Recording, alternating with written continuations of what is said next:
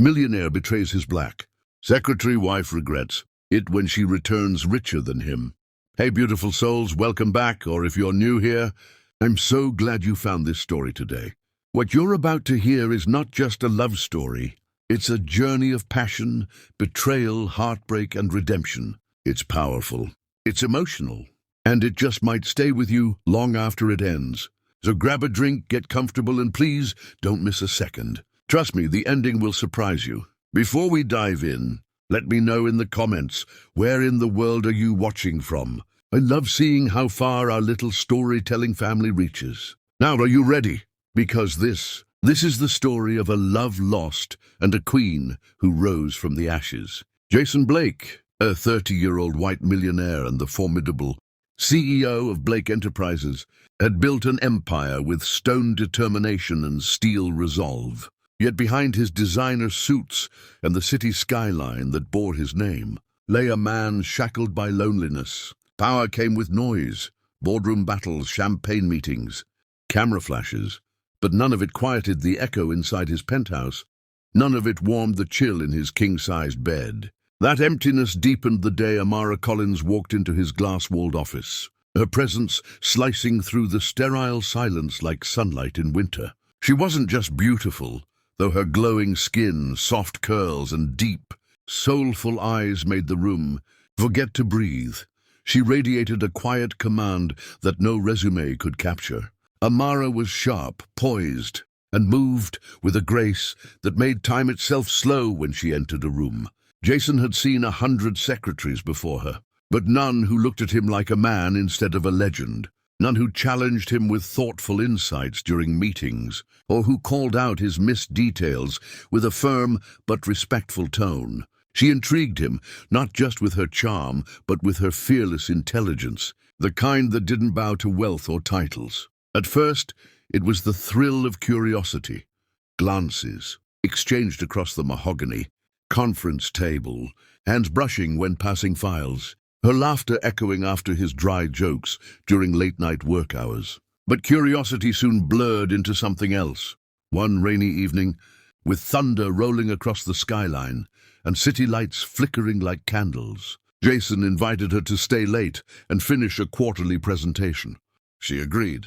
They worked side by side as the clock lost meaning, sharing quiet stories, casual jokes, and a bottle of red wine brought out under the guise of creative stimulation. Somewhere between spreadsheets and stolen smiles, his fingers brushed hers again, longer this time.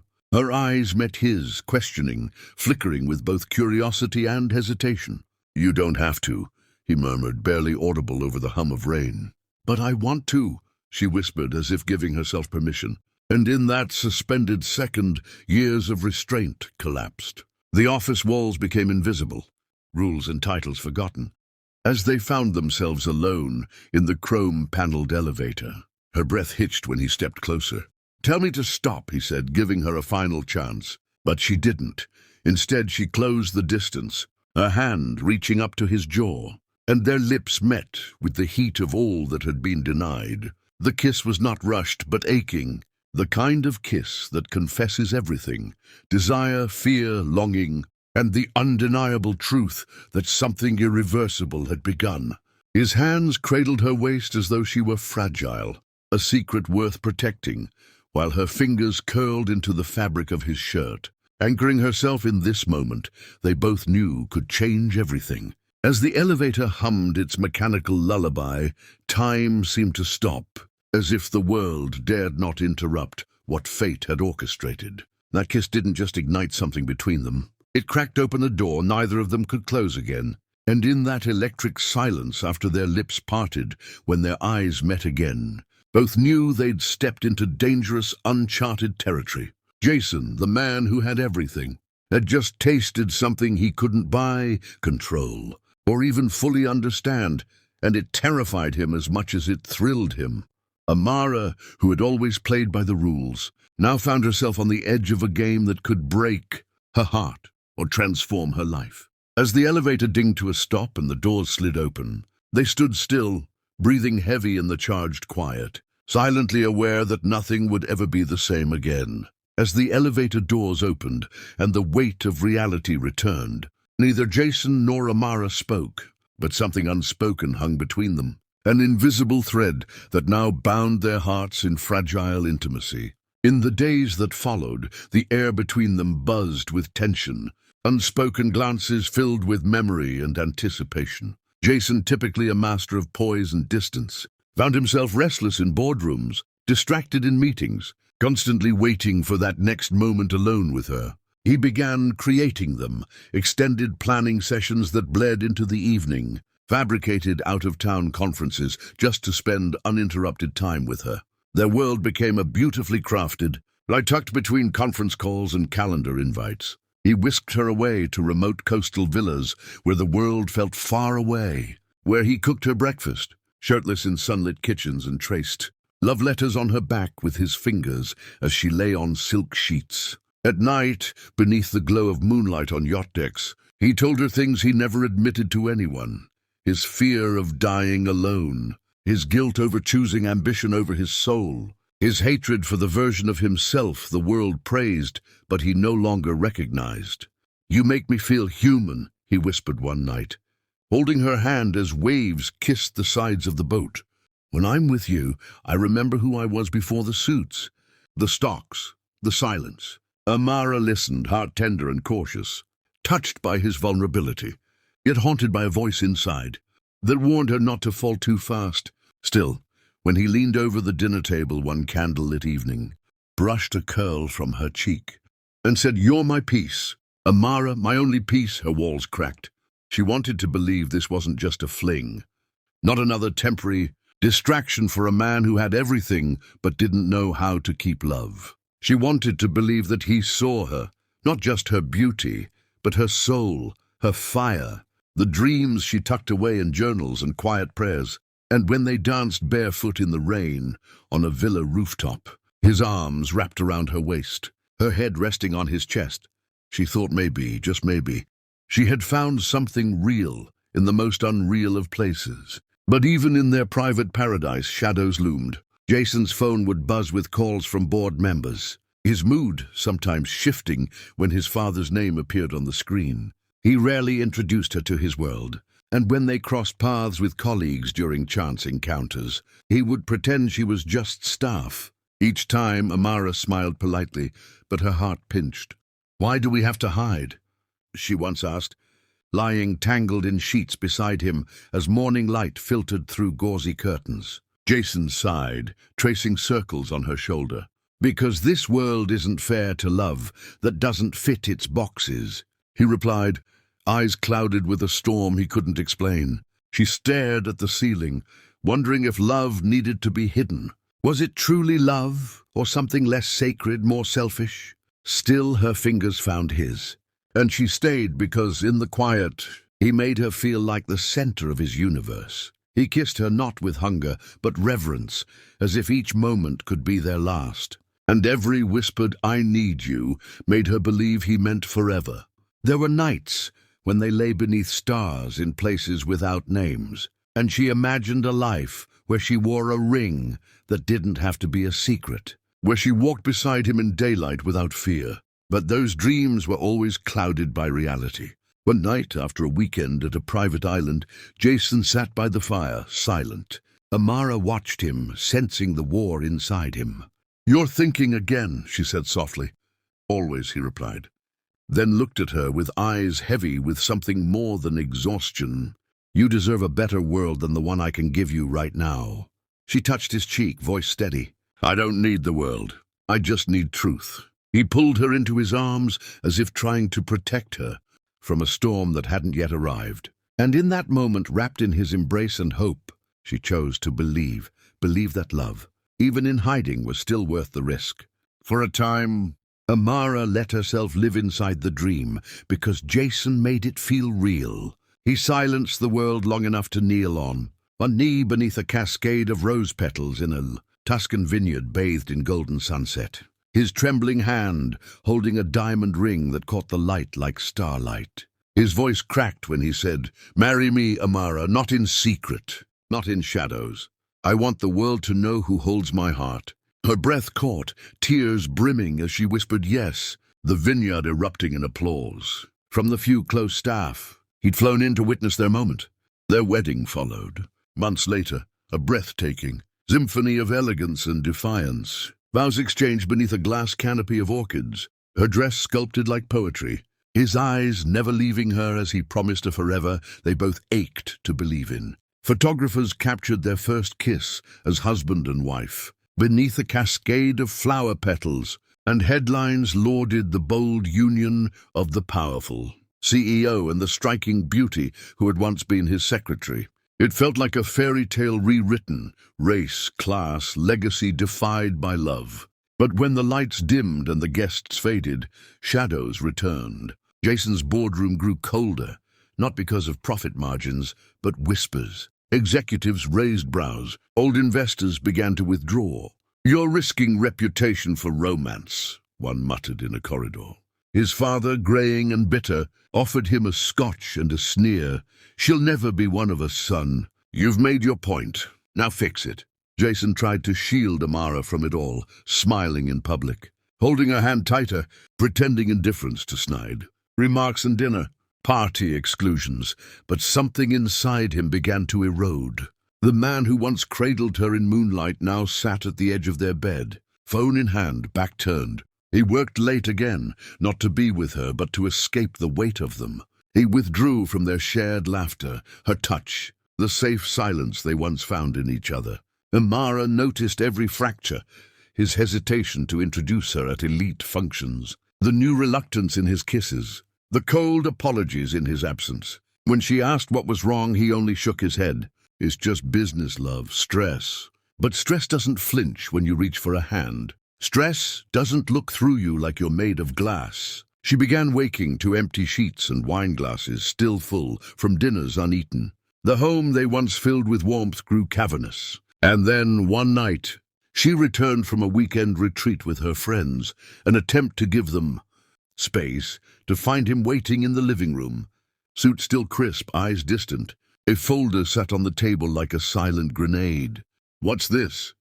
she asked, dread clenching her chest. He didn't stand. "Divorce papers." The air collapsed. "Jason, what?" Her voice cracked like porcelain. He rubbed his hands together, jaw clenched. "I can't keep dragging you through this. My board is threatening dissolution. My family's freezing me out. Investors are walking." He swallowed, unable to meet her eyes. "I can't fight the world anymore, Amara." She took a step back, as if the room itself betrayed her. "But I was willing to fight it all for you," she whispered. "You promised me love that didn't hide. You deserve someone who won't make you hide." He said each word slicing the air. "Someone who doesn't bring you into battles you didn't ask for." Her voice trembled, barely above a whisper. "But I chose them. I chose you. Doesn't that count for anything?" Jason stood then, walked past her, too afraid of what her eyes might do to the walls he was building. The door clicked behind him, leaving her standing in the ruins of a dream she had helped build, clutching a future rewritten in silence. The vows they whispered beneath petals were just echoes now. And in the empty room that once cradled love, Amara realized heartbreak doesn't arrive with thunder. It comes, dressed in paperwork and cowardice, wearing the face of someone who once swore forever.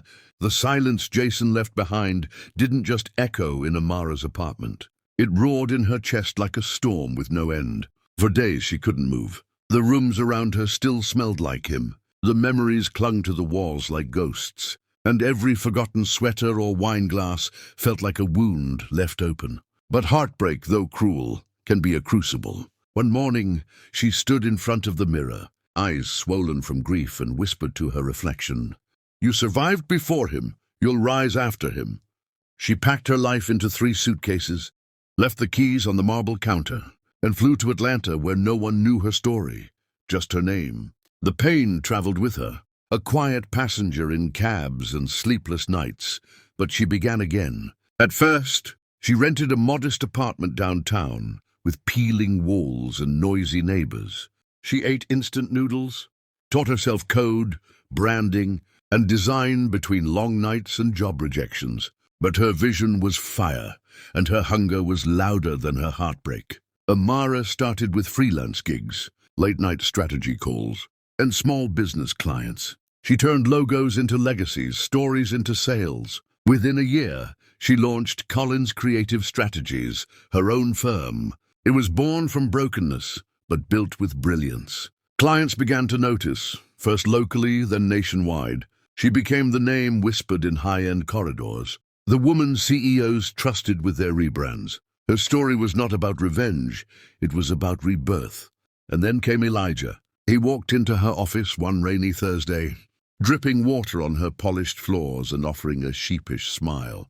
"I'm here for the pitch," he said. Tall, brown-skinned, with eyes that looked not through her but into her. He owned a fast-growing fitness company and needed a narrative. She didn't know then that he'd soon become her safe space. Elijah admired her brilliance without insecurity. He encouraged her when she doubted herself, stood behind her in silence during media interviews, and never once made her feel like she had to shrink. They laughed until their ribs hurt, cooked midnight meals, shared playlists and late-night walks through the city skyline. "You don't have to carry it alone," he told her once, holding her after she'd woken from a memory of Jason's final words. She wept into his chest, not from weakness, but from release. His love didn't come wrapped in diamonds or secrets. It came in gentle touches, shared dreams, and unwavering presence. A year later, they married on a rooftop garden with only close friends, and the morning sun bearing witness. No paparazzi, no spectacle, just two souls choosing each other with honest hearts and steady hands. As Amara stood in her ivory dress, Elijah wiping a tear from her cheek, she felt something she hadn't in years, peace that didn't ask for permission. Meanwhile, far from that joy, Jason Blake lived in a mansion more expensive than any of his properties, yet colder than a tomb. He had married Charlotte Hastings, a porcelain-faced heiress with perfect lineage and empty laughter. Their wedding was a spectacle, guests in designer gowns, champagne waterfalls, drone cameras capturing every angle. But it wasn't love, it was alliance. Charlotte liked the idea of being Mrs. Blake. She adored the status, the headlines, the access. But she never once asked Jason how he slept at night or what dreams haunted him. She dismissed his silence as moodiness, his distance as arrogance. And Jason, who had once wept over losing a woman who knew his soul, now sipped bourbon in silence beside a woman who only knew his wallet. At night, he sometimes scrolled through old photos of Amara, watching the way her eyes smiled, even when her lips didn't. But he never called. He didn't deserve to. And as he stared at the city lights from a balcony he never stepped onto with bare feet, he wondered how a man with everything could feel so profoundly empty. Because somewhere in Atlanta, the woman who once wept for him was laughing in the arms of someone who never let her go. Jason once stood on top of the world, glass towers bearing his name, news anchors praising his innovation, shareholders cheering at his arrival. But now, those towers had become ruins in his reflection, their shadows darker than ever before. His marriage to Charlotte had begun with icy smiles and champagne promises, but it quickly decayed into a performance. Neither of them had the strength or love to sustain. She was stunning, yes, with cheekbones as sharp as her tongue, but her affection was currency. "Love?" she laughed once, swirling wine in crystal. "Love doesn't pay for Cartier, darling." Jason tried. Lavish trips, black cards without limits, diamonds the size of sins, but none of it reached her soul, if she had one. She disappeared emotionally first, then physically, leaving lipstick stains on hotel receipts and the scent of unfamiliar cologne on silk sheets. He'd confront her gently at first, then with desperation. "Where were you last night, Charlotte?" he once asked in the kitchen at dawn, voice trembling. She looked up from her phone, indifferent. "Don't start, Jason. You knew what this was." And he did. Somewhere inside, he knew from the beginning she didn't love him.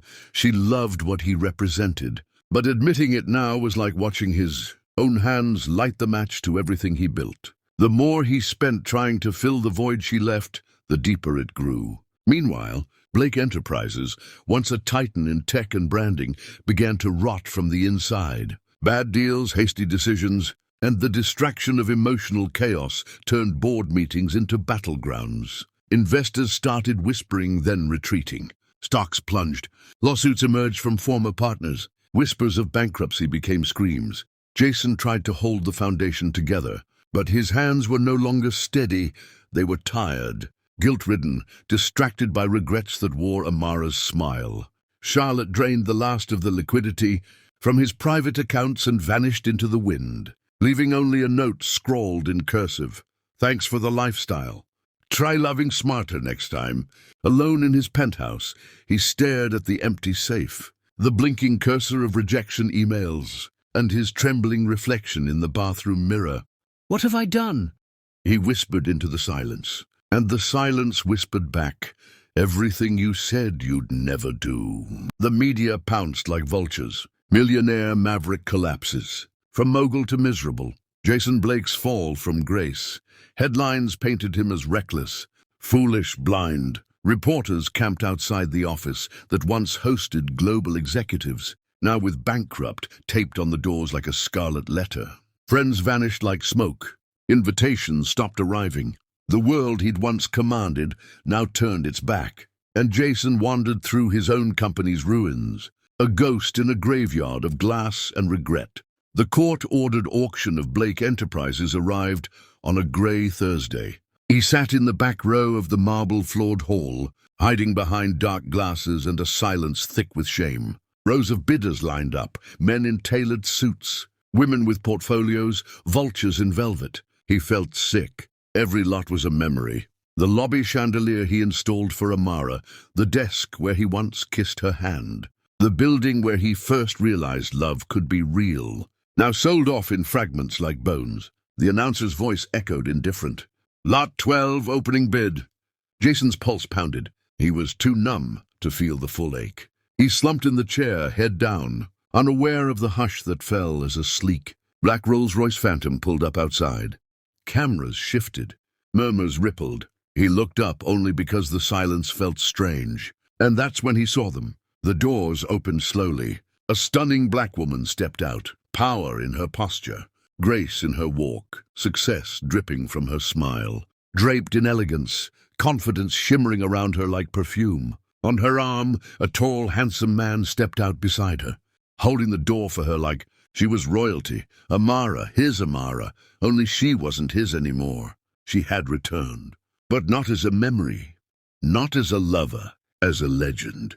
And Jason, heart pounding, watched as the woman he once gave up now walked into the auction of his soul, with a new man, a new name, and a fortune far greater than the one he destroyed. The air inside the auction hall thickened the moment. Amara stepped through the polished glass doors, her heels clicking like the clock ticking down on Jason's last illusion of pride. Silence rippled across the room, like a dropped stone in still water, sharp, undeniable and impossible to ignore. Heads turned, whispers rose, and Jason, once the man every eye followed, now shrank beneath their gaze. Amara was a vision of power, draped in a flowing cream blazer over a silk black gown that hugged her silhouette with unapologetic grace, her natural curls cascading like a crown. Beside her, Elijah stood tall in a sharp charcoal suit, hand resting gently against the small of her back in a quiet, protective gesture that screamed devotion. Jason's breath hitched, his lips parted, but no sound came. She was real. Not a memory, not a ghost, not a dream stirred by guilt, but flesh and triumph, rising from the ashes he left behind. The same woman he once begged to stay now walked like she owned the air he was trying to breathe. Amara? His voice finally cracked through the tension, soaked in regret. His eyes, rimmed with fatigue and sorrow, clung to her face like a drowning man to driftwood. "You look amazing." She paused, tilted her chin slightly, and let her gaze rest on him, not cruelly, but as one might observe a faded photo from another life. "Success suits me," she said evenly, lips curving with dignity. "So does a man who actually loves me." The words didn't slap, they sliced. Clean, precise, truth carved into elegance. Jason's gaze fell to Elijah, who stood beside her with a calm that spoke volumes. No insecurity, no possessiveness, just quiet certainty. Amara turned her eyes to the auctioneer, uninterested in drawing out the past any further. But Jason wasn't ready to let go, not yet. "Amara, wait," he said, stepping forward, hands trembling at his sides. "I didn't know. I didn't think you'd come here." She met his eyes again. But the warmth he once knew had evolved, no longer soft with longing, but strong with memory. "I didn't come for you, Jason. I came for what you threw away." Her voice held no malice, only conviction. The crowd watched with rapt silence as former employees, those who once smiled at Jason's command, now offered nods of respect to her. Some even stood, a symbolic shift, a quiet revolution. Elijah pressed a kiss to her temple, whispering something only she heard, and she smiled genuinely. That smile broke something inside Jason, not out of jealousy but clarity. For the first time, he saw what he'd truly lost. Not just a woman, but a future, a partner, a legacy. "I was wrong," he confessed, voice hoarse, eyes glassy. "You were everything." Amara studied him for a moment. The silence between them bridged years of laughter, tears, and the echo of an elevator kiss that once promised forever. But then she shook her head softly. "I was everything," she said, voice low, "until you treated me like I was nothing." The words didn't need to be loud to be heard. They reverberated like thunder in Jason's hollow chest. The bidding began. Amara raised her paddle without hesitation, her voice clear as she named her price for the legacy she now intended to own. Investors leaned in, eyes wide. No one outbid her, no one dared. The final gavel struck with a thud that echoed like a funeral bell for the Jason Blake that once was. Amara turned once more, not to gloat, but to offer closure. "The world broke me after you," she said, "but I built something stronger from the pieces. I don't hate you. Jason, I just finally love myself more than I ever loved the idea of fixing you." Then with a gentle nod and Elijah's hand in hers, she walked away, not as a woman scorned, but as a queen restored. Jason didn't follow. He couldn't, because redemption doesn't wait for the regretful, it walks with the bold. And in that moment, the hall was no longer an auction floor. It was a throne room, and she had taken back her crown. Jason stood outside the glass walls of the office that once bore his name, now glowing with the quiet elegance of new leadership. He was no longer the man behind the desk, no longer the titan whose voice commanded rooms and headlines. He was just a shadow at the edge of a future that no longer needed him. "Please, Amara," he said, voice raw, broken open like an old wound. His hands trembled, eyes rimmed red. "I was stupid. I let them get in my head, my family, the board, society. I was weak, and I let you go when you were the best thing in my life. You gave me peace, and I turned it into chaos. You gave me love, and I gave you pain. Just one more chance, please." The office fell silent except for the quiet hum of the city below. Amara stood across from him, tall and steady in the center of the space, now shaped by her vision. Bookshelves, filled with journals, plants reaching for the light. Portraits of black excellence on the walls. She wore her power like silk, soft, strong, and seamless. Her eyes met his, not with bitterness, but with something more profound, understanding wrapped in distance. "Jason," she said gently, not with anger but with clarity, "I loved you with everything I had.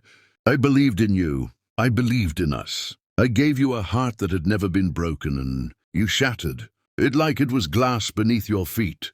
But I didn't stay broken. I didn't stay in the dark." Her voice didn't rise. It didn't need to. It had gravity, and it pulled every word into the marrow of his regret. "I rebuilt myself from the pieces, stronger, wiser. And I found a man who doesn't just say he loves me, he shows me every day. He respects me in ways you never did. He celebrates my voice instead of silencing it. Elijah honors my dreams instead of making me choose between them and his ego." Jason swallowed hard, every syllable carving deeper into his chest. He stepped closer, desperate, like a man trying to catch a train that had long since left the station. "I still love you," he whispered, "and I'd give anything, everything to go back and do it right." Amara smiled sadly, her eyes soft but unyielding. "That's the thing about love, Jason. It's not just about feeling, it's about timing, effort, sacrifice. You loved me when it was convenient. Elijah loves me even when it's hard. And now It's too late. She turned, walking toward her new office, her empire, her heels, clicking on marble floors that once echoed with his ambition. The staff nodded as she passed, not just out of duty but respect. She paused at the threshold, glanced back one final time, and said with gentle finality, "You taught me pain. He taught me healing. I owe it to myself to choose the man who chose me fully." Then she stepped into the space where her name now shimmered on the glass. Amara Collins, CEO. Jason remained frozen, watching the door close behind her. His reflection caught in the surface, alone, faded and forgotten. Around him the world moved on. Phones rang, papers shuffled, heels clicked. But inside him time stopped. There was no applause for his fall, no rescue, no redemption.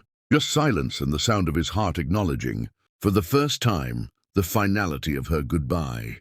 She hadn't just risen, she'd transcended. She hadn't come back to rehash the past. She came to own it. And now she stood at the top, not in spite of the pain he caused, but because she turned that pain into power.